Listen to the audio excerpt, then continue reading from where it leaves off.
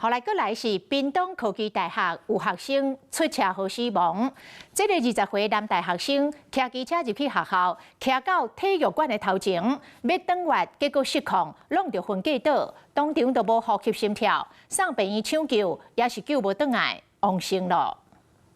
一台奥多麦经过转弯的所在，结果弄到倒边的安全岛，人甲车倒在地。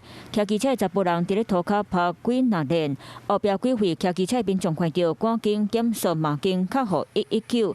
无偌久，救护车赶到位，甲人送到病院抢救。这一件车祸就发生伫咧昨下晡3点多，屏东科技大学校校内底体育馆头前的学府路。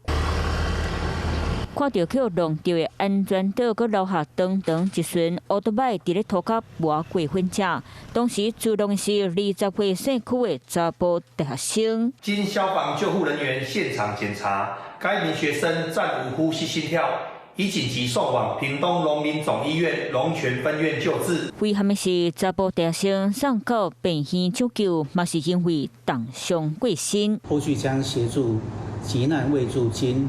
学生平安保险等申请作业，并于今日上午启动班级心理辅导。校园内底自动过往，车祸正办的原因，还阁等警察厘清。只是这一件死亡车祸，和查甫大学生处理的人拢真艰苦。 Hello， 大家好，我是林文。想要抢先掌握最及时的新闻资讯吗？赶快订阅、按赞、开启小铃铛，锁定华视新闻的 YouTube 频道。